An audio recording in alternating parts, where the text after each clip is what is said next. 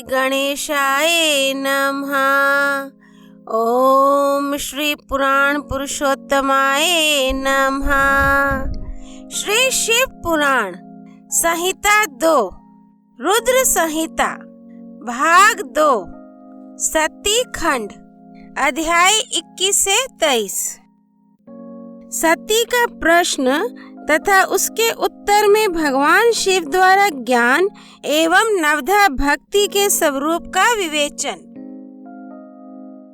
कैलाश तथा हिमालय पर्वत पर श्री शिव और सती के विविध विहारों का विस्तार पूर्वक वर्णन करने के पश्चात ब्रह्मा जी ने कहा, मुने, एक दिन की बात है, देवी सती एकांत में भगवान शंकर से मिली और उन्हें भक्ति पूर्वक प्रणाम करके दोनों हाथ जोड़ खड़ी हो गईं।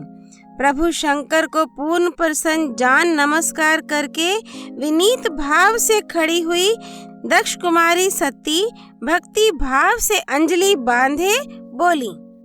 सती ने कहा, देव देव महादेव, करुणा सागर, प्रभो, दीनोद्धार प्रायण, महायोगिन, मुझ पर कृपा कीजिए। आप परम पुरुष हैं, सबके स्वामी हैं, रजोगुण, सत्वगुण और तमोगुण से परे हैं, निर्गुण भी हैं, सद्गुण भी हैं, सबके साक्षी, निर्विकार और महाप्रभु हैं। हर मैं धन्य हूँ जो आपकी कामिनी और आपके साथ सुंदर विहार करने वाली आपकी प्रिया हुई। स्वामीन, आप अपनी भक्त वत्सलता से ही प्रेरित होकर मेरे पति हुए हैं। नाथ, मैंने बहुत वर्षों तक आपके साथ विहार किया है। महेशान, इससे मैं बहुत संतुष्ट हुई हूँ और अब मेरा मन उधर से हट गया है। देवेश्वर हर, अब तो मैं उस परम तत्व का ज्ञान प्राप्त करना चाहती हूँ जो निरतिशय सुख प्रदान करने वाला है तथा जिसके द्वारा जीव संसार दुख से अनायास ही उद्धार पा सकता है। नाथ, जिस कर्म का अनुष्ठान करके विषय जीव भी परम पद को प्राप्त कर ले और संसार बंधन में ना बंधे, उसे आप बताइए, मुझ पर कृपा कीजिए। ब्रह्मा जी कहते हैं, मुने, इस प्रकार आदि शक्ति महेश्वरी सती ने केवल जीवों के उद्धार के लिए जब उत्तम भक्ति भाव के साथ भगवान शंकर से प्रश्न किया, तब उनके उस प्रश्न को सुनकर स्वेच्छा से शरीर धारण करने वाले तथा योग के द्वारा भोग से विरक्त चित्त वाले स्वामी शिव ने अत्यंत प्रसन्न होकर सती से इस प्रकार कहा।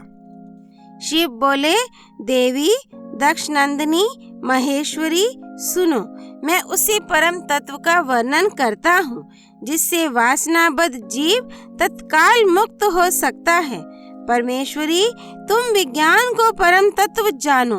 विज्ञान वह है जिसके उदय होने पर मैं ब्रह्म हूँ ऐसा दृढ़ निश्चय हो जाता है। ब्रह्म के सिवा दूसरी किसी वस्तु का स्मरण नहीं रहता तथा उस विज्ञानी पुरुष की बुद्धि सर्वथा शुद्ध हो जाती है। प्रिय, वह विज्ञान दुर्लभ है। इस त्रिलोकी में उसका ज्ञाता कोई विरला ही होता है। वह जो और जैसा भी है सदा मेरा स्वरूप ही है, साक्षात परात्पर ब्रह्म है। उस विज्ञान की माता है मेरी भक्ति जो भोग और मोक्ष रूप फल प्रदान करने वाली है। वह मेरी कृपा से सुलभ होती है। भक्ति 9 प्रकार की बताई गई है। सती, भक्ति और ज्ञान में कोई भेद नहीं है। भक्त और ज्ञानी दोनों को ही सदा सुख प्राप्त होता है। जो भक्ति का विरोधी है उसे ज्ञान की प्राप्ति नहीं होती। देवी, मैं सदा भक्त के अधीन रहता हूँ और भक्ति के प्रभाव से जातिहीन नीच मनुष्यों के घरों में भी चला जाता हूँ, इसमें संशय नहीं है। सती, वह भक्ति 2 प्रकार की है, सगुणा और निर्गुणा, जो वैधि शास्त्र विधि से प्रेरित और स्वाभाविकी हृदय के सहज अनुराग से प्रेरित भक्ति होती है वह श्रेष्ठ है, तथा इससे भिन्न जो कामना मूलक भक्ति होती है वह निम्न कोटि की मानी गई है। पूर्वोक्त सगुणा और निर्गुणा ये दोनों प्रकार की भक्तियां नैष्ठिकी और अनैष्ठिकी के भेद से दो भेद वाली हो जाती हैं। नैष्ठिकी भक्ति 6 प्रकार की जाननी चाहिए और अनैष्ठिकी एक ही प्रकार की कही गई है। विद्वान पुरुष विहिता और अविहिता आदि भेद से उसे अनेक प्रकार की मानते हैं। इन द्विविध भक्तियों के बहुत से भेद प्रभेद होने के कारण इनके तत्व का अन्यत्र वर्णन किया गया है।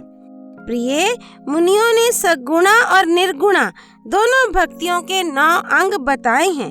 दक्ष नंदिनी, मैं उन 9 अंगों का वर्णन करता हूँ, तुम प्रेम से सुनो। देवी, श्रवण, कीर्तन, स्मरण, सेवन, दासे, अर्चन, सदा मेरा वंदन, सख्य और आत्मसमर्पण ये विद्वानों ने भक्ति के 9 अंग माने हैं। शिवे, भक्ति के उपांग भी बहुत से बताए गए हैं। देवी, अब तुम मन लगाकर मेरी भक्ति के पूर्वोक्त 9 अंगों के पृथक पृथक लक्षण सुनो। वे लक्षण भोग तथा मोक्ष प्रदान करने वाले हैं। जो स्थिर आसन से बैठकर तन मन आदि से मेरी कथा कीर्तन आदि का नित्य सम्मान करता हुआ प्रसन्नता पूर्वक अपने श्रवण पुट्टों से उसके अमृतोपम रस का पान करता है, उसके इस साधन को श्रवण कहते हैं। जो हृदय आकाश के द्वारा मेरे दिव्य जन्म कर्मों का चिंतन करता हुआ प्रेम से वाणी द्वारा उनका उच्च स्वर से उच्चारण करता है, उसके इस भजन साधन को कीर्तन कहते हैं। देवी, मुझ नित्य महेश्वर को सदा और सर्वत्र व्यापक जानकर जो संसार में निरंतर निर्भय रहता है उसी को स्मरण कहा गया है। अरुणोदय से लेकर हर समय सेवे की अनुकूलता का ध्यान रखते हुए हृदय और इंद्रियों से जो निरंतर सेवा की जाती है वही सेवन नामक भक्ति है। अपने को प्रभु का किंकर समझकर हृदय अमृत के भोग से स्वामी का सदा प्रिय संपादन करना दासे कहा गया है। अपने धन वैभव के अनुसार शास्त्रीय विधि से मुझ परमात्मा को सदा पाद्म आदि 16 उपचारों का जो समर्पण करना है उसे अर्चन कहते हैं। मन से ध्यान और वाणी से वंदनात्मक मंत्रों के उच्चारण पूर्वक 8 अंगों से भूतल का स्पर्श करते हुए जो इष्ट देव को नमस्कार किया जाता है उसे वंदन कहते हैं। ईश्वर मंगल या अमंगल जो कुछ भी करता है वह सब मेरे मंगल के लिए ही है, ऐसा दृढ़ विश्वास रखना सखे भक्ति का लक्षण है। देह आदि जो कुछ भी अपनी कही जाने वाली वस्तु है वह सब भगवान की प्रसन्नता के लिए उन्हीं को समर्पित करके अपने निर्वाह के लिए भी कुछ बचाकर ना रखना अथवा निर्वाह की चिंता से भी रहित हो जाना आत्मसमर्पण कहलाता है। ये मेरी भक्ति के 9 अंग हैं जो भोग और मोक्ष प्रदान करने वाले हैं। इनसे ज्ञान का प्राकट्य होता है तथा ये सब साधन मुझे अत्यंत प्रिय हैं। मेरी भक्ति के बहुत से उपांग भी कहे गए हैं, जैसे बिल्व आदि का सेवन आदि।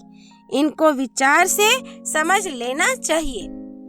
प्रिय, इस प्रकार मेरी सांगोपांग भक्ति सबसे उत्तम है। ये ज्ञान वैराग्य की जननी है और मुक्ति इसकी दासी है। ये सदा सब साधनों से ऊपर विराजमान है। इसके द्वारा संपूर्ण कर्मों के फल की प्राप्ति होती है। ये भक्ति मुझे सदा तुम्हारे समान ही प्रिय है। जिसके चित्त में नित्य निरंतर यह भक्ति निवास करती है वह साधक मुझे अत्यंत प्यारा है। देवेश्वरी, तीनों लोकों और चारों युगों में भक्ति के समान दूसरा कोई सुखदायक मार्ग नहीं है। कलि युग में तो यह विशेष सुखद एवं सुविधाजनक है। देवी, कलियुग में प्रायः ज्ञान और वैराग्य के कोई ग्राहक नहीं है, इसलिए वे दोनों वृद्ध, उत्साह शून्य और जर्जर हो गए हैं। परंतु भक्ति कलियुग में तथा अन्य सब युगों में भी प्रत्यक्ष फल देने वाली है। भक्ति के प्रभाव से मैं सदा उसके वश में रहता हूँ, इसमें संशय नहीं है। संसार में जो भक्तिमान पुरुष है उसकी मैं सदा सहायता करता हूँ, उसके सारे विघ्नों को दूर हटाता हूँ। उस भक्त का जो शत्रु होता है वह मेरे लिए दंडनीय है, इसमें संशय नहीं है। देवी, मैं अपने भक्तों का रक्षक हूँ। भक्त की रक्षा के लिए ही मैंने कुपित हो अपने नेत्र जनित अग्नि से काल को भी दग्ध कर डाला था। प्रिय, भक्त के लिए मैं पूर्व काल में सूर्य पर भी अत्यंत क्रुद्ध हो उठा था और शूल लेकर मैंने उन्हें मार भगाया था। देवी, भक्त के लिए मैंने सैन्य सहित रावण को भी क्रोध पूर्वक त्याग दिया और उसके प्रति कोई पक्षपात नहीं किया। सती, देवेश्वरी, बहुत कहने से क्या लाभ, मैं सदा ही भक्त के अधीन रहता हूँ और भक्ति करने वाले पुरुष के अत्यंत वश में हो जाता हूँ। ब्रह्मा जी कहते हैं, नारद, इस प्रकार भक्त का महत्व सुनकर दक्ष कन्या सती को बड़ा हर्ष हुआ। उन्होंने अत्यंत प्रसन्नता पूर्वक भगवान शिव को मन ही मन प्रणाम किया। मुने, सती देवी ने पुनः भक्ति कांड विषयक शास्त्र के विषय में भक्ति पूर्वक पूछा। उन्होंने जिज्ञासा की कि जो लोक में सुखदायक तथा जीवों के उद्धार के साधनों का प्रतिपादक है वह शास्त्र कौन सा है। उन्होंने यंत्र मंत्र शास्त्र, उसके महात्म्य तथा अन्य जीवोद्धारक धर्ममय साधनों के विषय में विशेष रूप से जानने की इच्छा प्रकट की। सती के इस प्रश्न को सुनकर शंकर जी के मन में बड़ी प्रसन्नता हुई। उन्होंने जीवों के उद्धार के लिए सब शास्त्रों का प्रेम पूर्वक वर्णन किया। महेश्वर ने पांचों अंगों सहित तंत्र शास्त्र, यंत्र शास्त्र तथा भिन्न भिन्न देवेश्वरों की महिमा का वर्णन किया। मुनीश्वर इतिहास कथा सहित उन देवताओं के भक्तों की महिमा का, वर्णाश्रम धर्मों का तथा राज धर्मों का भी निरूपण किया। पुत्र और स्त्री के धर्म की महिमा का, कभी नष्ट न होने वाले वर्णाश्रम धर्म का और जीवों को सुख देने वाले वैदिक शास्त्र तथा ज्योतिष शास्त्र का भी वर्णन किया। महेश्वर ने कृपा करके उत्तम सामुद्रिक शास्त्र का तथा और भी बहुत से शास्त्रों का तत्वतः वर्णन किया। इस प्रकार लोकोपकार करने के लिए सद्गुण संपन्न शरीर धारण करने वाले त्रिलोक सुखदायक और सर्वज्ञ सती शिव हिमालय के कैलाश शिखर पर तथा अन्यान्य स्थानों में नाना प्रकार की लीलाएं करते थे। वे दोनों दंपति साक्षात परब्रह्म स्वरूप हैं। अध्याय 21 से 23 संपूर्ण। कैलाश धाम वासी शिव शंकर भगवान की जय। आदि शक्ति महेश्वरी सती की जय। सृष्टिकर्ता ब्रह्मा जी की जय। देव ऋषि नारद की जय। हर हर महादेव। श्री हरि अर्पणमस्तु।